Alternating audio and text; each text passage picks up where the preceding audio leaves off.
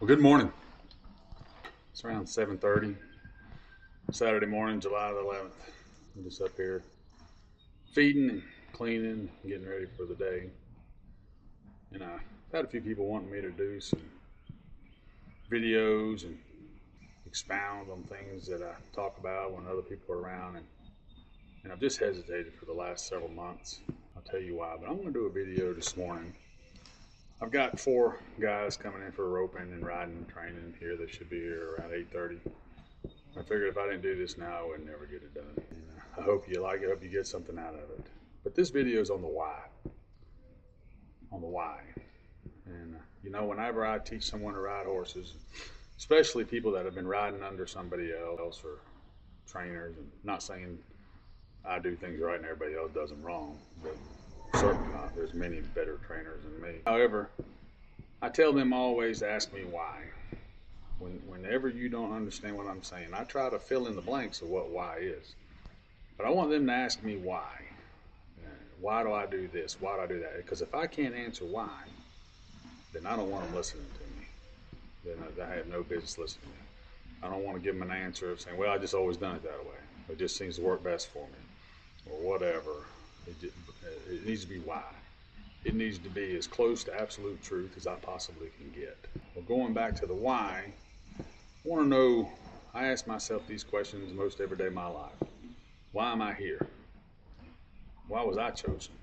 Why do I got this big old mouth? Why was I chosen to be born in America? I could have been born in Africa or something and executed because of ethnic cleansing.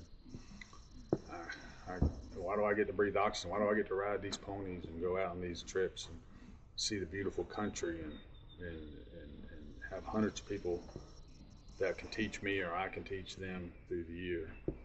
Why? And what do I do with it? Well, the reason I hadn't done any videos is because I forgot the why. I was thinking about the me, the I. Who's going to listen to me? Who gives a damn about what O. Smith's got to say? And probably not that many people, actually. But I happen to give a damn about everybody out there. My compassion for human race is big. I may not have a lot of tolerance, and I definitely don't have any sympathy, but I am overloaded with empathy, and I care about each and every human daggone being. And you don't have to just be an American. I care about people. I care about people achieving great things and doing great stuff. I myself are nothing, just an average man, nothing phenomenal about me other than maybe the opportunities I get. I get to do some out of the ordinary stuff through the years and had a lot of cool experiences. But it's just from being, I'm just super active. I'm just in a lot of places, and I've done a lot of things. But I was feeling sorry for myself, and like, no one's going to listen to me. No one cares. And especially after Charlie Kirk died, I was thinking, no one's going to care about what we got to say. People are just going to mock you. And then so I got thinking about old Jeremiah in the Bible. Well, they mocked him, and then I got thinking about who will go, who will you send? And, send me. So many of us rely on our past experiences. I used to do this. I used to do this. Boy, I did some great stuff back in the day. I raised kids. I've done this. And we rely on what we done in the past to get us to the finish line. And I don't believe that's an accurate way to run your life. I believe that the past is long in the past, and no one cares or gives a damn about what you did. They only care about where you're going. They don't care how much you care. It's not how you start, it's how you finish. You got to finish this race well. I've said this 1,000 times to myself and to other people. I want, from the moment I stop breathing oxygen to the next time where I come in conscience with my Savior, my Creator, I want a well done and faithful servant. I understand he's probably going to look at me and say, it was touch and go there for a little while, Mr. Moat. We didn't know which direction you were going to go. I'm sure he knew. I'm just making funnies. But I desire to be the best man I can. And I struggle so much inside myself. So why? Why do we have these opportunities? Why do we get this? If we sit and just think about ourselves and not think about our families, our communities, our neighbors, our employees, our employer, that they're looking to you. They're looking to all of us. Whether you think that anybody's watching you or not, you're completely lying to yourself. Everybody is leading somebody. A little 8-year-old kid is leading somebody in his class. Everybody is paying attention to somebody else. So let's break that why down. You ask yourself at night before you go to sleep, you know, am I utilizing? Am I here? Am I taking good advantage of the life that I've been given? Am I taking good care of my body? Am I taking good care of everybody that was put into my trust? Am I being good stewards of the strengths that I was given? I firmly believe that each and every one of us were created. And I firmly believe that if you're a Christian, if you've accepted Jesus Christ, I firmly believe the creator of the universe lives inside of you. Now, that's a pretty big deal. That's a pretty big deal.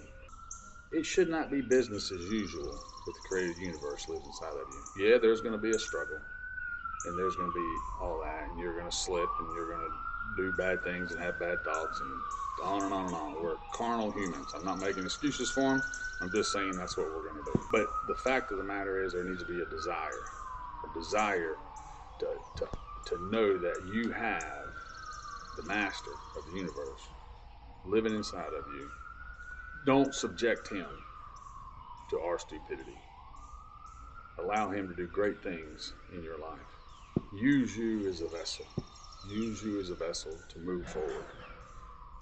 And you don't have to believe in Jesus, God. You don't have to believe in order for him to be true. You can think 2 + 2 = 10. And you can call that truth in your book, but friend, that's not truth. There's absolute truth, and we all do well to try to figure out what that is and to base our life on it. Charlie Kirk died. He died for standing up for truth. Jesus died for standing up for truth. And I don't know Charlie Kirk personally. I did some work with him, but I do know that he cared tremendously about men. And he understood that if men were broken down and defeated and destroyed in their families, then the family was destroyed. If the family was destroyed, then people were scattered everywhere. So you men out there, you're listening to me, understand that you're a rock. You get shaken. Your foundation gets jacked up, broken, cast off. That means everybody that's clinging to the rock, the wife, the children, and I'm not saying that they're not strong. I'm not saying the wife's not that important. Please don't take this the opposite way. But the man's supposed to be the rock. He's supposed to be the rock. And if those people the kids get cast away, they fall off that rock, they get let loose, and they may come back. They may have pretty decent. But the chances of them being successful, them chances of leaving a successful marriage, and chances of them being understanding the family network and going back to where it's supposed to be, they get slimmer and slimmer each time. So take your role extremely important and make sure that you ask the why to yourself as much as possible. We're going to do some more videos. Hopefully that this one turns out all right. You like it. I'm not a very goofy individual. I'm a little serious, and I believe that this world we're fighting a battle. We're fighting a major battle. And if we're not prepared to fight this battle, we're going to lose. In the end, Christ is going to win.